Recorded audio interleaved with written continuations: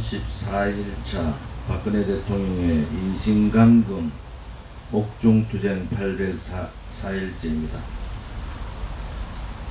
요즘 막말 때문에 여야가 여러가지 막말 얘기를 많이 하고 있습니다. 대한민국의 정체성이라든지 대한민국을 지켜야 될 가치를 훼손하는 막말이 가장 큰 막말이지 않겠습니까? 2016년 11월 26일 문재인 씨는 촛불에 힘을 보태서 박근혜를 끌어내리자, 거대한 가짜 보수 세력을 횃불로 모두 불태우자 라는 엄청난 내란 선동적 발언을 함과 동시에 국민들을 향해 급박하는 막말을 했습니다.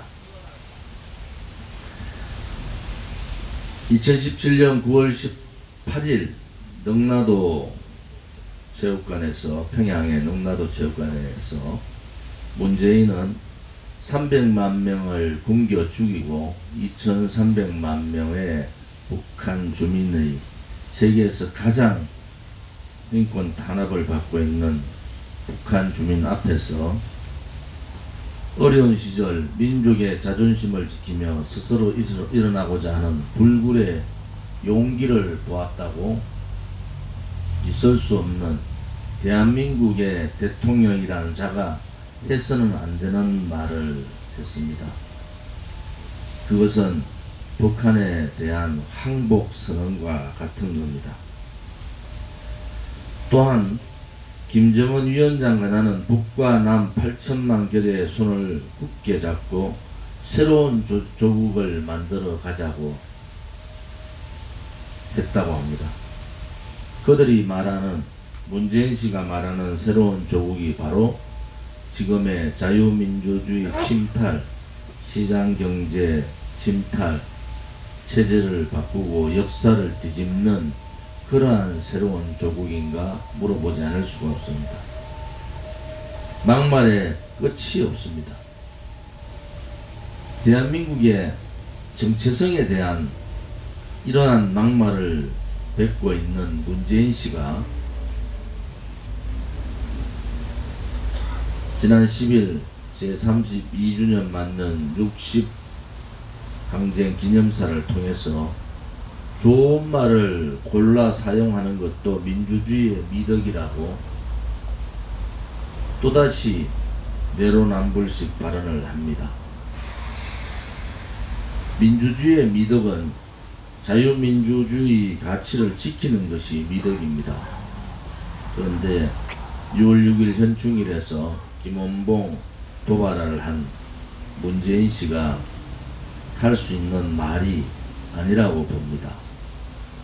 좋은 말과 나쁜 말의 차이는 국민의 마음을 얼마나 감동시킬 수 있는가 하는 것은 좋은 말이고, 국민의 가슴에 대못을 박는 것은 나쁜 말인 겁니다. 그것이 바로 막말인 겁니다. 국민들을 불안하게 하고 국민들을 가슴 아프게 하는 그것이 막말인 겁니다. 이제 김원봉까지 나왔으면은 터놓고 자유민주주의 체제 깨겠다는 겁니다. 북유럽 3개국을 갔는데 국민들이 그렇게 얘기합니다. 거길 왜 갔느냐고. 어떻게 문재인 씨 부부는 해외를 가는 데마다 꼭 유명한 관광지를 끼고 갑니까? 지금 문재인 씨가 헝가리에서 수색 중인 이러한 상황에서, 실종자가 찾지도 못한 상황에서 부부가 손잡고 관광지 다녀가 됩니까? 그것도 바로 인접국에서. 도대체 이 사람들은 염치가 없어도 너무 없는 거 아니에요? 실종자를 한 사람도 찾지 못해서 한 명이라도 더 많은 실종자를 찾기 위해서 목숨을 걸고 사투하고 있는 구조 요원이 있는데도 불구하고 옆 나라에 가서 부부가 손잡고 관광지 다녀서 되겠습니까? 만약에 박근혜 정부 때 박근혜 대통령이 그런 해외 순방을 했다고 하면은 나라가 시끄러울 정도가 아니지 않겠어요? 도대체 이 인간들은 머리에 뭐가 들었는지를 모르겠단 말이야. 이해할 수가 없잖아요. 국민들이 분노를 넘어 이제는 그들 스스로 무너지지 않으면은 쫓아낼 수밖에 없는 그런 상황이라고 봅니다. 기사를 보니까 19번의 해외 순방, 그것도 역대 대통령 중에서 2년 동안 가장 많은 해외 순방을 했는데 18번을 부부 동반했답니다. 기가 막힌 노릇이에요. 미국의 트럼프 대통령하고 말로는 긴박하게 남북, 미북 회담을 통해서 비핵화의 물꼬를 트겠다고 하루 다녀오는 미국까지도 같이 가야 됩니다. 도대체 국민들을 뭘로 보고 있는 거예요?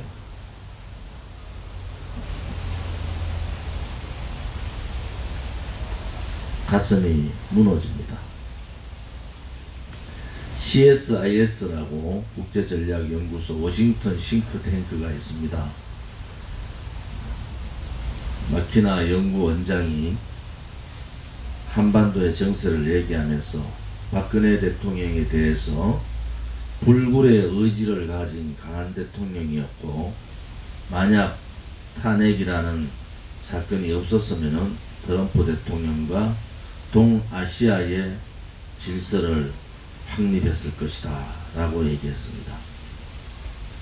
또한 통일 전 독일의 좌파는 자국을 생각하고 자국의 발전을 걱정했는데, 지금의 대한민국의 좌파는 자신 나라의 정체성을 흔들고 있다, 이렇게 평가했습니다.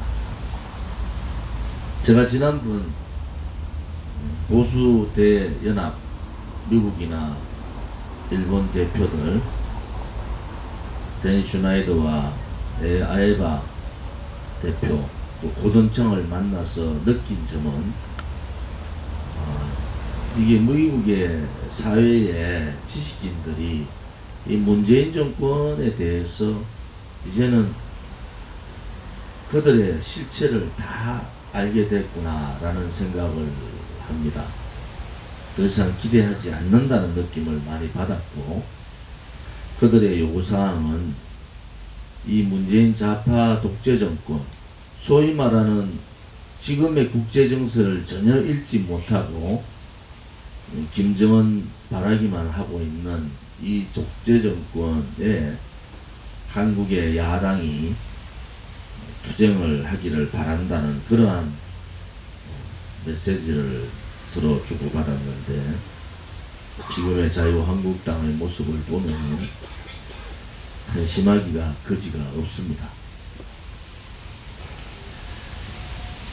제가 어제 다시 말씀드렸지만은 지금 12월 15일 예비후보 등록 날까지 따지면은 6개월, 21대 총선이 6개월 남았다고 보시면 됩니다. 6개월 동안 지금의 언론 방송의 환경으로는 총선을 치르나 마나합니다. 여러분들이 지금 KBS, MBC, SBS 등등의 드라마들을 보면은 국민을 세뇌하기 위한 드라마에 국민의 혈세를 갖다 붓고 있는 거예요. 체제를 뒤집고 역사를 뒤집어 보려는 그러한 드라마들이 있습니다. 또한 그들이 편집하고 있는 여러가지 프로그램에 있어서 좌파들은 대한민국의 개혁을 원하고 있고 우파는 보수 꼴통이라는 인식들을 의도적으로 내고 있습니다. 이러한 언론 환경, 민노총에 장악된 언론 환경을 바꾸지 않으면 다음 총선은 치르나 마나합니다. 대한애국당은 의원 한 석밖에 없지만은 전방위로 그들과 투쟁을 하고 있습니다. 자유한국당이 이제는 쇼를 그만하고 실질적인 대책들을 세워야 됩니다. 언론 방송의 편파, 왜곡, 거짓, 조작 방송에 대해서 경고하고 법적 조치를 하지 않으면 다음 총선은 못 치릅니다. 두 번째,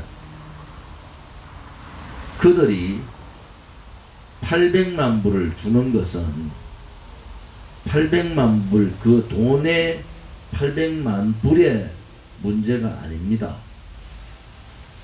전반적인 북한에 대한 경제 제재 조치를 훼손시키고 있는 거고, 또 김대중 노무현과 같이 완전히 무너져가는 김정은 체제에다가 산소호흡기를 달아주는 겁니다. 그들이 요구하고 있는 것은 총선 이전에 안보쇼, 북풍쇼입니다. 김정은에 의한 북한의 입김에 의한 총선 구도를 만들고자 하는 겁니다. 여러 징후가 나타나고 있는데도 불구하고 자유한국당의 움직임은 보이지 않습니다. 지난 지방선거 때 그러한 상황이 있었는데도 불구하고 지도자의 결단력 때문에 지방선거 90%가 좌파들에 장악됐지 않습니까? 그 당시에 투표 연기를 요구했어야 되는 거예요. 저는 2월 달쯤에 북풍이 나올 거라는 확신을 가지고 있습니다. 거기에 자유한국당이 제대로 대처를 하고 있는가? 거기에 비해서 대한애국당은 지금 북한의 문재인 정권에 의해서 벌어지고 있는 안보쇼, 거짓평화 쇼, 종전선언에 의한 평화협정, 주한미군 철수 구도를 직접 미국에 가서 호소하며 깨버렸지 않습니까? 자유한국당 국회의원 그 누구도 그런 일들을 했느냐는 거예요. 제가 10월 1일 날 전 세계에 미국에 모여있는 기자들을 만나서 종전선언 하면은 평화협정, 거짓 평화협정으로 해서 나라가 대한민국은 망하게 된다. 주한미군 철수, 여러분들이 생각하는 미국 의회의 반대에도 불구하고 반미주의자들은 그렇게 갈 것이다. 이렇게 호소할 때 문재인 씨는, 다시 하겠습니다, 황교안 씨는 미국 교회에서 간증하고 다녔습니다. 정치 얘기 한마디 하지 않고 그 어려운 상황에 간증하고 다녔어요. 정치 얘기 묻지 말라고. 그렇게 한 사람이에요. 이것이 현 시국을 보는 대한애국당과 자유한국당의 차이라는 겁니다. 세 번째는 6개월 전에 더불어민주당 또 문재인 정권은 예비 타당성 조사라는 부분을 생략하는 몇십 조에 달하는 지방 사업에 대해서 예비 타당성 조사를 하지 않겠다고 했습니다. 그것은 무엇을 의미하는 겁니까? 다음 총선에서 그야말로 대놓고 선거용 선심 예산을 퍼부겠다는 겁니다. 거기에 맞물려서 되지도 않을 오로지 선거용 공약을 통해서 선심 공약을 남발하고 그런 다음 총선 준비를 하겠다는 겁니다. 그것이 양정철 민주연구원 원장의 지금의 행보와 맞물려 있습니다. 양정철 원장이 국정원장을 만나고 각 지방자치단체의 연구원과 이렇게 명목상 정책 얘기를 한다고 하지만은 이것은 총선 실질적인 6개월 앞에 문재인 정권이나 더불어민주당의 선거법 위반입니다. 그런데도 자유한국당 한마디 얘기하고 조용합니다. 그냥 선거 안 치르겠다는 거예요. 그렇게 되면은 무슨 얘기를 했는지 또 그들과 어떠한 공약의 얘기를 나누는지 그들과 다음 선거 전략을 어떻게 하는지 매일 분석하고 거기에 따르는 경계를 할 뿐만 아니라 양정철 원장이나 각 지방단체장들한테 사전선거로 고발 조치를 해야 됩니다.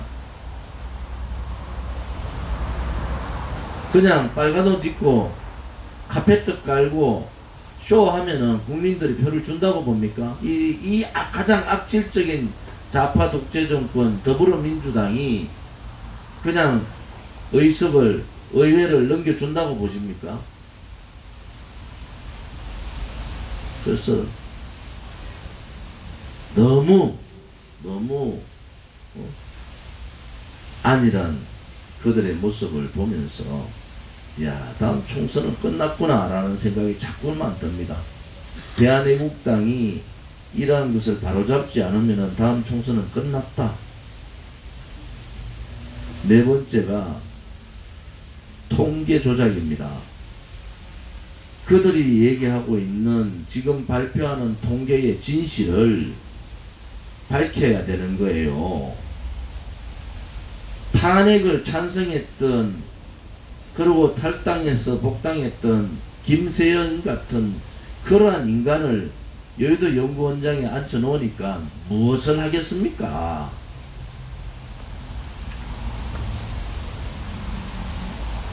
지금 우리가 예의주시해야 될 것은 여론조사에 대한 정확한 여론조사 항목을 공개해야 됩니다. 국민은 그냥 묻는 대로 답할 뿐이에요. 그러고 25% 미국과 같이 여론조사의 응답률 25% 이하 되면 발표하면 안 됩니다. 여론조사 응답률 거의 5% 미만이에요. 그것은 여론조사로서의 의미가 없는 거예요. 그런데 자유한국당 한마디도 얘기 안 하고 있는 거야. 여론조사가 문재인이가 이렇게 개빡을 치고 있는데도 여론조사가 40% 50% 한데도 아무 말도 안 하고 있어요. 통계조작 문제는 여러분도 잘 아실 겁니다. 일자리 상한판 문제, 이거 통계조작입니다. 실질적인 통계에 대해서 명확하게 얘기를 해야 돼요. 실질 일자리, 단기 일자리, 알바 일자리 구분해가지고 발표를 해야 되지 않습니까? 대한애국당이 지금 그런 부분에 있어서 하나하나 저희들 회의를 통해서 또번 외부 인사 강연을 통해서 진실을 밝히고 있지 않습니까? 역대 정당에서 32일차, 34일차, 오늘 34일차죠. 팟캐스트 하루도 빠지지 않고 팟캐스트를 하던 우리 당 지도부뿐만이 아니라 외부 인사를 모셔서 대담을 하는 그런 시간을 가지면서 그것을 그냥 단순하게 와서 시간을 때우기 위해서 하는 게 아닙니다. 진실을 알리는 그 공간을 우리가 가지고 그들과 싸우겠다. 이론 무장도 하고 지금의 현실에 대한 언론 방송에 나오는 것이 아닌 진실에 좀 더 가깝게 국민들에 알리기 위해서 34일째 하고 있는 겁니다. 이 또한 새로운 역사예요. 어느 정당에서 33일간 하루도 빠지지 않고 이런 팟캐스트를 하는 정당이 어디 있습니까? 이제 그러한 조작, 왜곡, 국민 눈속임, 통계, 여론 조작 이런 부분들에 대해서 명확하게 입장을 좀 내고 대책을 세워야 된다. 대한애국당은 자유한국당이 못하면 우리라도 해야죠. 정말 일당백의 심정으로 일들이 너무 많지만은 우리 나름대로라도 하겠습니다. 나머지 5번째는 이 지금 선거법 혹은 선거제도 또한 거짓선거, 불법선거, 가짜선거, 선거투표지, 선거함, 사전투표제도, 또 전자개표기 등등 이로 말할 수 없는 선거 부정에 대한 의혹들이 있지 않습니까? 그 의혹에 대해서 자유한국당이 한마디라도 했습니까? 홍준표라는 인간은 대통령 선거 끝나고 바로 미국에 도망가가 한 달 놀다 왔어요. 미국에서 가서 흔적이 없잖아요. 뭐 했는지 골프 치고 놀다 왔잖아요. 그런 사람이 어떻게 나라가 다 망하고 체제가 다 뒤집어졌는데 그런 행동을 하고 돌아와서는 지방선거 다 망쳐먹고 이제 우리 보수 국민들 저도 자유한국당에 그 전에 새누리당 출신 아닙니까? 맹목적인 지지 철회를 해야 되는 거예요. 맹목적인 지지를 하다 보니까 그야말로 아나무인이에요. 자기들이 뭘 잘못한지도 모르는 거야.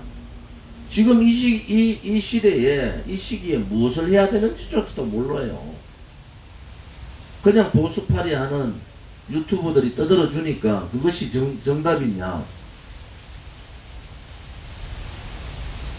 이러한 5가지 부분에 대해서 6개월밖에 남지 않은 시간 동안에 모든 역량을 발휘해서 막을 것은 막고 고칠 것은 고치고 법정 대항할 것은 대항하고 해야 되지 않습니까? 어떻게 대한애국당 하면 맨날 법에다가 고발하고 맨날 토요일날 집회도 안 하고 쟤들 뭐 하는 거예요 지금? 제발 자유한국당 의원들 골프 좀 그만 끊으라고. 당신들끼리 모여가지고 밥 먹지 말고. 국민들이 속이 뒤집어지고 있어요 지금. 나라를 걱정하고 대한민국의 미래를 걱정하는 국민들은 속이 뒤집어지고 있는 겁니다. 그런데 그 국민들을 대변해야 될 자유한국당은 그냥 그렇게 이렇게 가면은 총선에서 이길 수 있고 이렇게 가면은 문재인 좌파 독재 정권 끌어낼 수 있다. 천만의 만만의 말씀입니다. 그것은 거짓 탄핵에 가슴 아파하는 국민들한테 다시 한 번 더 대못을 박는 그러한 상황이 될 거다. 저는 그것을 확신하는 사람입니다.